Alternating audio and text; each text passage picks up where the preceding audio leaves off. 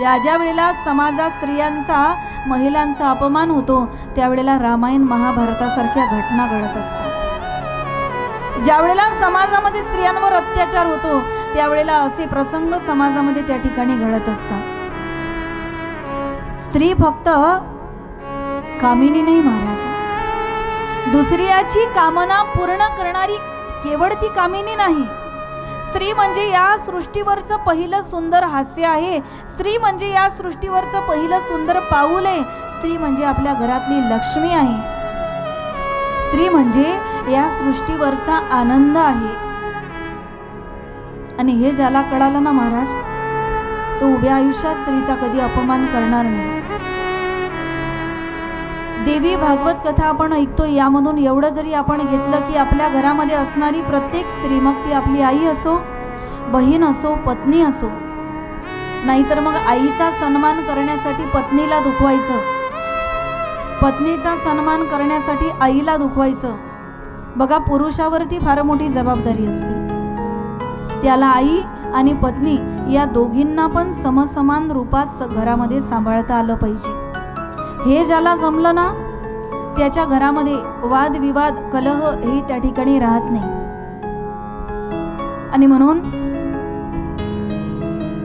सर्वात पहिल्यांदा आपण आपल्याला सन्मान दिला पाहिजे। आवश्यक नाही घरातल्या लोकांनी म्हणावं आज ना एकच नंबर भाजी केली तू, आपण जेवण करायचं आणि आपल्याला चांगलं वाटायचं, वाटलं आरशाच्या समोर जायचं आणि स्वतःची पाठ थोपटायची, वा मस्त एकच नंबर भाजी बनवली। दुसऱ्याने आपल्याला चांगलं म्हणण्याची वाट बघायची, शृंगार केला आपण, वाट नाही बघायची आपला नवरा म्हणेल आज ना तू खूपच सुंदर दिसते, स्वतः जायचं आरशासमोर, वा काय सुंदर दिसते, साक्षात लक्ष्मी। काही लोक म्हणतात महिलांना मेकअप करतात, बरोबर आहे ना? काही लोक म्हणतात महिलांना लग्नामध्ये जायचं असेल आमची तयारी 5 मिनिटात होते, पण यांना 1 तास लागतो। कसा नाही लागणार, त्यांना साडी नेसावी लागते, मोठे मोठे केस असतात ते मोकळे करावे लागतात, शृंगार करावा लागतो। पुरुषांची तयारी साधी असते। लोक म्हणतात महिला मेकअप करतात, पण मी सांगते तुम्ही बिनधास्त मेकअप करा, रोज करा। का? जोपर्यंत वय आहे तोपर्यंत मेकअप करून घ्या, एकदा चेकअप चालू झालं की मेकअप करायला वेळ मिळणार। आता वय आहे मेकअप करून घ्या,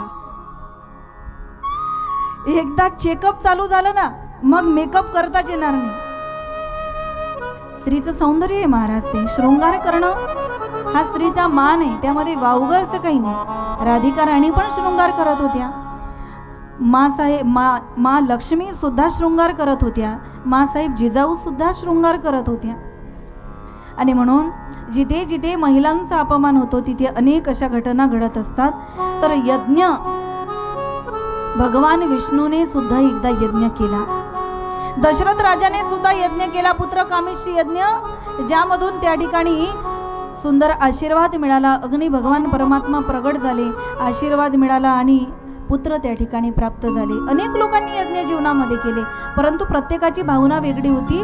असाच एक महायज्ञ भगवान विष्णूने केला आणि ज्या वेळेला देवीचा तो यज्ञ भगवान विष्णूने केला, साक्षात अनेक भुजांनी संपन्न अशी ती जगन्माता त्या ठिकाणी प्रगट झाली। बोलिये जगदंबा मैया की जय। आणि प्रगट होऊन भगवान विष्णूला सांगितलं, अवतारीषु सर्वेषु शक्तिस्ते सहचारिणी,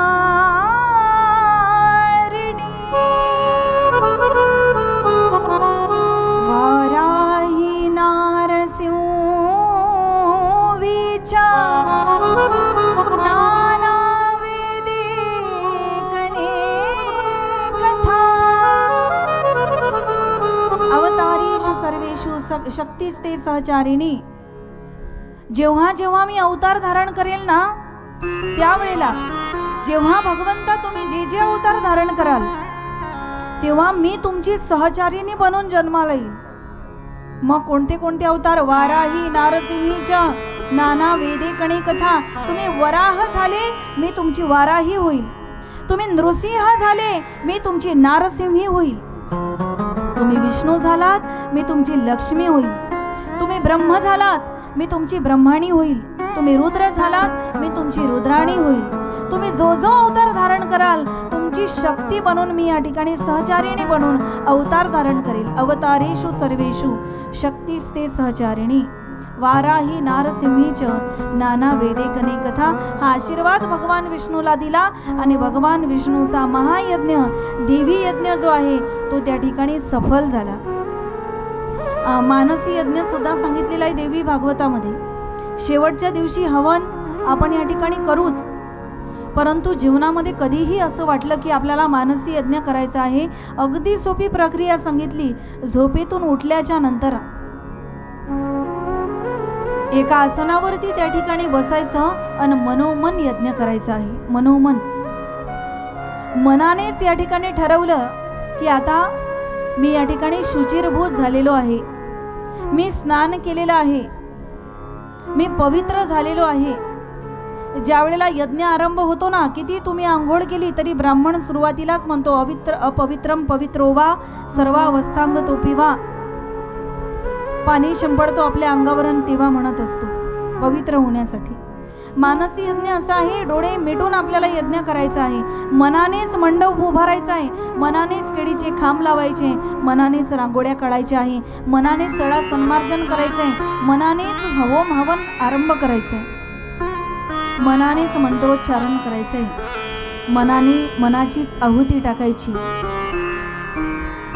आणि हा दिव्य यज्ञ मानसी यज्ञ श्रेष्ठ या ठिकाणी सांगितलेला आहे देवी भागवतामध्ये. ज्याप्रमाणे आपल्या शरीरामध्ये दिव्य दिव्य शक्ती आहे महाराज, या सर्व शक्तीचा उपयोग कुंडलिनी शक्ती जर आपली जागृत झाली ना तर पुढे काय होणार आहे हे आपल्याला आधीच कळतं. चक्र असतात आपल्या शरीरामध्ये, त्यामध्ये कुंडलिनी नावाचं पण एक चक्र आहे. ते जर जागृत झालं तर आपल्याला आपल्या जीवनामध्ये ज्या घडणाऱ्या घटना आहे ना, आपण चमत्कार असा चमत्कार दुसरं काही नाही. आमच्या साधू संतांनी दिव्य अशी उपासना केलेली आहे, एवढ्या दिव्य उपासना तप केलेले आहे. त्यांना का सगळं कळतं महाराज? कुंडलिनी शक्ती त्यांनी जागृत केलेली आहे. आणि म्हणून मानसी यज्ञ या ठिकाणी सांगितला आणि हा यज्ञ भगवान विष्णूने केला. जो जो अवतार धारण केला, ज्या वेळेला नृसिंह भगवान परमात्मा हिरण्यकश्यपूला मारण्यासाठी आले ना, असं म्हणतात त्याचं पोट फाडल्याच्या नंतर त्या नखांमध्ये तर दाह होतच होता, ते नख औदुंबराच्या पानांमध्ये खोवले आणि खोवल्याच्या नंतर लक्षात आलं, सांगितलं औदुंबरा उभा आयुष्य, तुला हे दूषित रक्त तुझ्या शरीराला लागलंय, त्यामुळे उपद्रव तुला भोगावा लागेल, तुझ्या संपूर्ण शरीराला गाठी गाठी येतील. औदुंबर म्हटला माझी तर काहीच चूक नव्हती, माझा काही दोष पण नव्हता, मग मला हे का भोगावं लागेल? आजही तुम्ही औदुंबराचं, उंबर म्हणता ना तुम्ही, उंबरीचं झाड बघा, त्याच्या प्रत्येक पानाला तुम्हाला गाठी गाठी दिसतात, कारण तो हिरण्यकश्यपूच्या दूषित रक्तामुळे नृसिंह भगवान परमात्म्याने सांगितलं की याचा उपद्रव तुला भोगावा लागेल. पण देवा माझी तर काही चूक नव्हती. चूक तुझी नव्हती, पण मी तुझ्यामध्ये हात या ठिकाणी नख खोवले, याचा उपद्रव तुला भोगावा लागेल. पण याबरोबर मी तुला आशीर्वादही देतो, एक जन्म माझा असा होईल दत्तात्रय रूपाने की त्या जन्मामध्ये सदैव तुझ्याच झाडाखाली मी या ठिकाणी काय करेल, वास्तव्य करेल. बोलिये दत्तात्रय भगवान की. पुढे दत्तात्रयाच्या जन्माची सुद्धा कथा येणार आहे. आणि मग ते दूषित रक्त ज्या वेळेला पिलेले होते, असं म्हणतात नृसिंह भगवान परमात्म्याच्या पोटामध्ये वेदना व्हायला लागल्या. त्या वेदना त्या ठिकाणी सहन होत नव्हत्या. त्यावेळेला साक्षात आदिशक्ती भगवती राजराजेश्वरी जगदंबा पृथिंगिरा रूपाने त्या ठिकाणी प्रगट झाली. बोलिये पृथिंगिरा मैया की. आणि तो दाह नृसिंह भगवान परमात्म्याचा शांत केला. नारसिंही त्या ठिकाणी रूप धारण तिने केलं. अनेक अवतार ती आपल्या प्रभू बरोबर त्या ठिकाणी धारण करत असते. ती भगवान परमात्म्याची माया आहे महाराज. आणि ती माया संपूर्ण जगताला व्यापते, परंतु भगवान परमात्म्या बरोबर मात्र ती प्रेमाने त्या ठिकाणी नांदते. कोण आहे ती माया, कशी आहे, नाथबाबांनी गोड वर्णन केलंय. आले शकून सांगाया यमाई माझं नाव, आले शकून सांगाया यमाई माझं नाव, शकून सांगाया यमाई माझे नाव,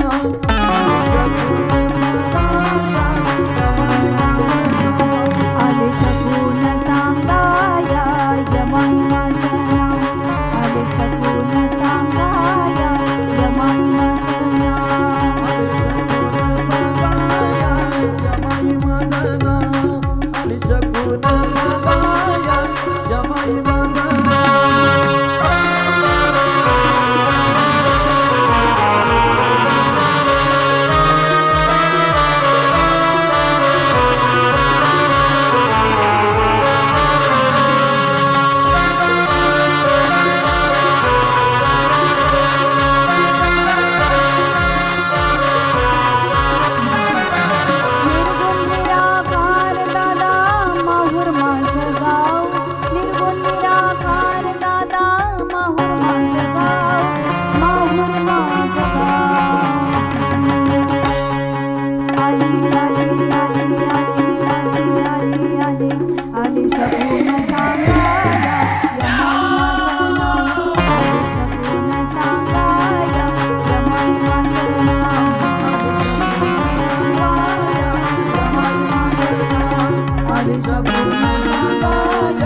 यमाई माझं नाव. निर्गुण निराकार दादा माहूर माझं गाव, निर्गुण निराकार दादा माहूर माझं गाव, माहूर माझं गाव, आले शकून सांगाया यमाई माझं नाव, आले शकून सांगाया यमाई माझं नाव. ती भगवान परमात्म्याची माया आहे. दैवी हे शा गुणमयी मम माया दुरंतया. सर्व जगताला ती घेऱ्यात घेते, परंतु भगवान परमात्म्याबरोबर प्रेमाने नांदते. तिचं नाव आहे माया. माया म्हणजे असलेलं दाखवते आणि नसलेलं दाखवते आणि असलेलं दिसू देत नाही. तिचं नाव आहे माया. म्हणून हा दिव्य यज्ञ जो आहे तो भगवान विष्णूने केला. व्यासजी सांगतात, जन्मेजया असाच यज्ञ तुला सुद्धा करायचा आहे. आधी जो यज्ञ तू केला ना तो तामसिक होता, परंतु देवी भागवताचा दिव्य यज्ञ आता तुला या ठिकाणी करायचा आहे.